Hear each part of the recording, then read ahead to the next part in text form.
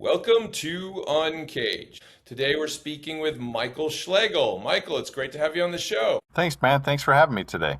Now, way back when I got to work a lot with telcos, when I was doing mobile marketing, but we will be going back into the world today of telecoms. Michael is the VP of Sales Americas for the telecom space for VertiGIS, and we'll talk more about what VertiGIS does, but they are a leading global provider of geographic information systems, software and solutions. And so we'll talk a little bit about what GIS is, how GIS is critical today, and really some of the moves that Vertigis is making. Michael, it's great to have you on the show. Before we get into the Vertigis story, Yeah. let's talk about the Michael story. Tell us a little bit about yourself. Well, thanks for having me and thanks for the setup. I like to tell people I'm a geologist by training and a salesman by choice. So I originally went to school to drill wells in the deepwater Gulf of Mexico and Nice. got hired on right out of working on a master's degree. And I absolutely loved helping solve complex problems. And just really, that really kind of drove me. Of course, the oil and gas industry, as it does, that ebbs and flows. Mhm. Oil was $10 a barrel and got laid off. But what I really understood is that at that time, my mentor, he couldn't find a job either, and he had 25 years of experience, kind of like I do today. Mhm. And what I really cared about is solving these complex problems. And through that, I had to make a career pivot. So I looked, okay, I enjoy helping people. And I got into sales, and I've been in sales and sales management for the last 25 plus years, which is, yeah, so it's been, through that experience, I've worked in a variety of different industries, not just GIS and Mhm. telco, but selling premium construction materials, selling premium automotive solution and products and stuff. So this idea of a premium product that provides value to an organization that can help streamline the way that they do things is really what's kind of that experience has kind of molded me into who I am today and kind of how I've got to Vertigis. And I mean, Vertigis, really interesting company. I mean, I don't know what it is. I'm so fascinated with sales right now. I feel like I feel as a business discipline, it's probably one of the least understood disciplines, and people seem to think that it's easy or basic, but man, today it's so scientific and so psychological if it's done right. But I mean, I love that you're playing that role for such an interesting company. But tell me a little bit about Vertiges. Yeah. Our goal as an organization is to be the global leader in spatial asset management. So obviously, I support the telecommunications side of our business, but we really have four key markets. We have state and local governments or countries, utilities. So you think of all the different utilities, waste, water, electric, gas, you name it, district heating, Hmm. kind of facilities management, and telco.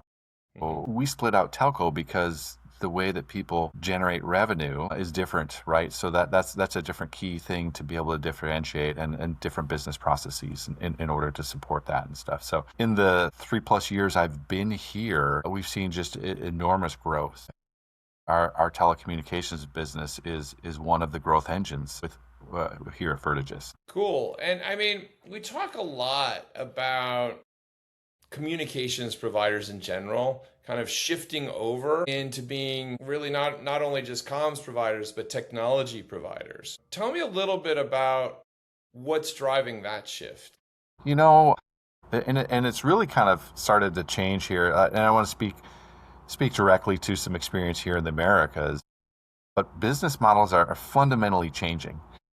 Companies are not just little incumbent local exchange carriers. They've got competitive the ILEX and CLEX.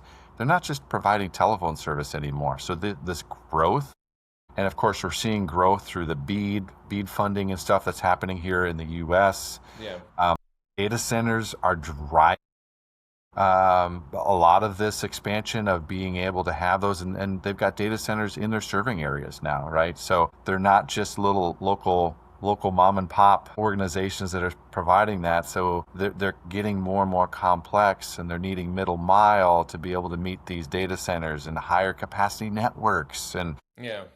they're really rethinking how they're providing. Yeah. Yeah, and I imagine that will continue. I mean, I think we all seem to kind of walk this road over the last kind of like I'd say 10, 20 years where it was like 2G, 3G, 4G, but I don't know how long that can go. No, and I mean, when you start to think about the what people are providing and what customers are frankly demanding, Hmm. it's not just okay. We just need a 1 gig. We need 10 gig, and now can they have the throughput and the capacity? Do they truly need that today? No. But when we start looking at technology providers changing from just a communication and a service provider, the way that organizations need to support their operations is Hmm. fundamentally changing because of this growth. So Yeah. the change is either change or get left by the wayside. So when we start, Is that the big pressure that they're feeling? I mean, is that when you think of kind of telcos and fiber operators and their biggest worries right now, is that the pressure? Is it being left behind, or what's driving them to kind of make changes on their networks and operations? I think part of that is the pressure, but I also think that operators today, they've had all these different technologies come in to be able to help support, right? So they maybe had the inside plant, the engineering teams, they had the outside plant, they have planning, they have customer service, they have the network operations center, and they've got all these different groups and they've got all these different systems that are disconnected. So when Hmm. you start thinking about the pressures and the challenges that customers are facing, all of these things slow down decision making and obviously creates bottlenecks, right? So there's no single platform that will ever cover all of those, right? If somebody says that, I would run away. But for us, when we think about being able to be absolutely critical is these integrations and network inventory management, Yeah. and being able to have a solution like VertiGIS has to be able to support that platform, to be able to support those workflows as they move throughout the organization. Yeah. We know that their data isn't clean, right? It's not consistent. So when you start thinking about the accessibility of that, how do you manage that, and how do you reduce those pressures of clean data, consistent data, accessible across everybody within the Yeah, I mean, I organization? think you're kind of alluding to it, but I mean, that area of like network inventory management, Yep. certainly maybe a lot of people would have seen that maybe more as like a back office function in the past. But I mean, the way you talk about it, it's so critical from a strategic perspective. I mean, at the end of the day, I'll use a marketing analogy, Bent, that you'll probably appreciate, right? I mean, network inventory system has been shouting in the closet for Yeah, years. Now, when we start to think about that inventory that's being managed, that data is the new currency within not just yeah, telecommunications, right? I mean, but it is now starting to get the forefront. So as we start to think about and recognizing the accessibility and being able to access that, the real-time decision making is important. So what's at the heart of that data? It is network inventory, and it's right. not on the sidelines anymore. When customers can share that data and share it effectively throughout all the different business units and kind of groups that I mentioned earlier, critical decisions can be asked. So Hmm. what is our capacity in our network in the Northeast serving area? Can we support new customers? Do we have the capacity? Can we support this new data center? Where should we invest next? Hmm. These insights that the data that you're managing effective that needs to be shared across the organization can make companies be nimble and be more effective, and is really kind of shifted away from this back office, hey, or I'm just managing this stuff in this database or in this system, to well, we have this data, how do we leverage it, and how do we make sure that people can truly grow and be able to have the data that they need to be more effective?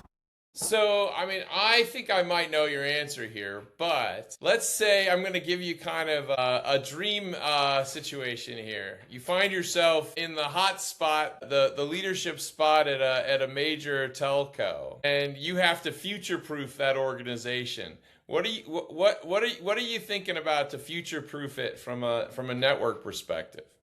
From a network perspective, it's how do we have a system that allows us to make the most real time questions and ask questions of the data that we're managing? So do we have a system?